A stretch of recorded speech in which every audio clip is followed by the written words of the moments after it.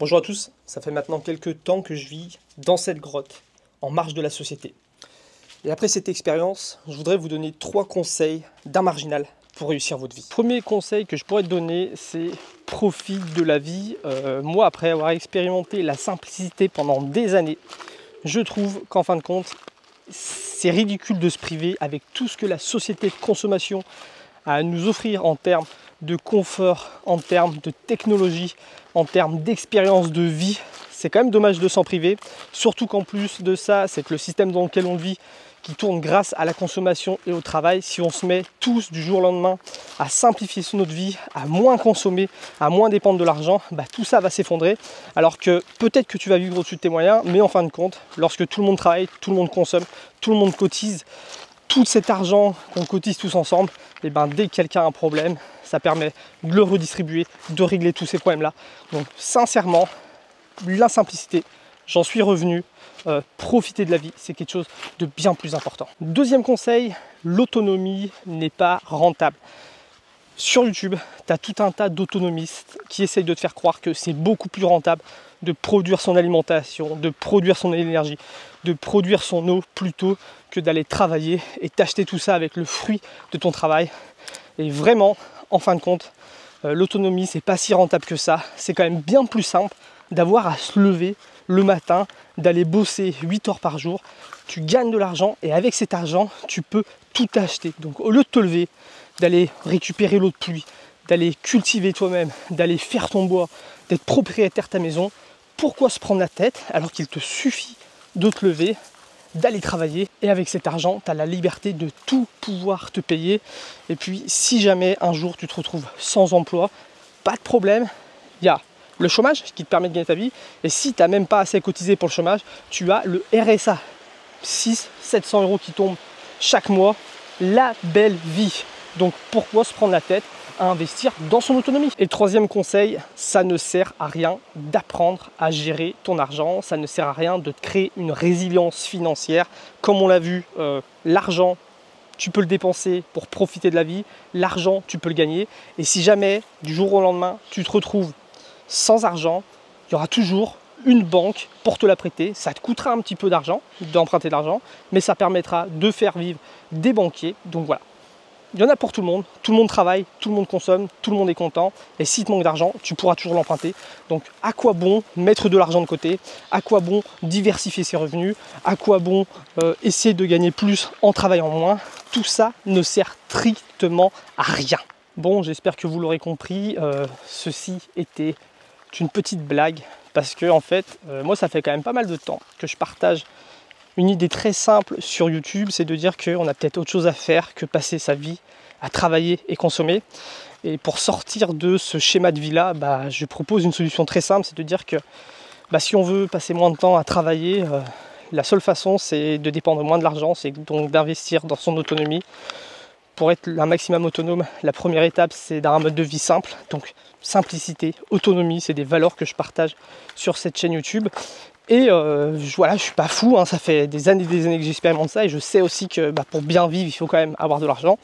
Et mon idée à moi, c'est de dire de se créer une résilience financière, c'est-à-dire de gagner sa vie par soi-même, d'arriver à gérer son argent, placer, investir pour la retraite, ce genre d'idées très très très simples. Et pourtant, c'est des idées qui font pas l'unanimité. Il y a pas mal de critiques qui reviennent souvent. Il y a une critique qui dit souvent que je suis un parasite. Donc j'avais déjà fait une vidéo pour répondre à cette critique-là. Et il y a une autre critique qui revient très souvent, c'est de dire que je serais un espèce de marginal.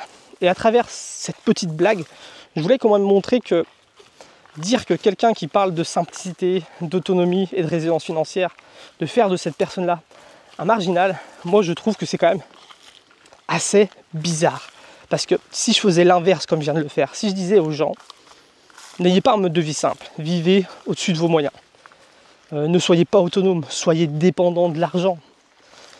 Ne vous créez pas une résilience financière, n'apprenez pas à gérer votre argent, n'apprenez pas à gagner votre argent par vous-même, n'ayez pas une diversité de revenus. On est d'accord que si j'avais ce discours-là, ce sont de très très mauvais conseils. Donc le fait de dire que la simplicité, l'autonomie et la résilience financière permettent d'avoir un mode de vie plus simple, permettent d'avoir un mode de vie plus libre, En fin de compte, quand je discute avec les gens, la majorité des gens sont d'accord avec moi. Ceux qui ne sont pas d'accord, je vous mets au défi de m'expliquer pourquoi la simplicité, l'autonomie et la résilience financière sont de mauvaises idées. Donc je ne pense pas du tout être marginal. Je pense pas du tout être marginal dans ma manière de penser en tout cas. Je pense que la plupart des gens sont d'accord avec ma manière de penser même. Par contre, là où les gens comme nous, qui essayons de s'affranchir de ce mode de vie qui nous est imposé, sont marginaux, c'est dans le passage à l'action. Parce que c'est vrai que, en fin de compte, très peu de gens suivent ce chemin-là, même si beaucoup de gens sont d'accord avec l'idée que eux aussi aimeraient être plus libres, eux aussi aimeraient avoir un mode de vie où ils travaillent moins, où ils consomment moins et où ils profitent plus de la vie, ils ont plus de temps pour eux, plus de temps pour profiter de leurs proches, plus de temps pour profiter de leur passion, plus de temps pour voyager, comme moi je le fais à plein temps depuis des années. La plupart des gens sont d'accord avec ça, mais ne passent pas à l'action. Et c'est vrai que nous, on fait partie des gens qui sommes passés à l'action. On vit dans ce fourgon aménagé ici, mais c'est un choix, c'est pas une question de se marginaliser. Et c'est vrai que le fait de vivre dans un fourgon aménagé, ça rajoute à ce côté marginal. Et pourtant, les gens qui pensent ça, c'est vraiment des gens qui ne comprennent pas du tout la société. Une bonne façon de comprendre la société, c'est de lire les sociologues, tout simplement. Et un sociologue qui a écrit un livre sur ce sujet, Gaspard Lyon. Allez lire ce livre, pour qui c'est un sujet qui intéresse, sur toutes ces personnes en France qui vivent dans des habitats légers. Bon ça parle surtout du fait de vivre en camping, mais le fait de vivre en fourgon aménagé, ça rentre dans ces conditions de vie dans un habitat léger. On serait plus de 200 000 en France à vivre en camping, ce genre de choses-là. Donc c'est pas un petit truc, c'est pas un truc de marginal, c'est vraiment un fait de société. Et c'est pas que des gens précaires, hein. C'est pas que des gens qui le font parce qu'ils ont plus que ça pour survivre. C'est pas des gens qui ont envie de se marginaliser, hein, qui veulent sortir de la société. Il y a vraiment toutes sortes de gens.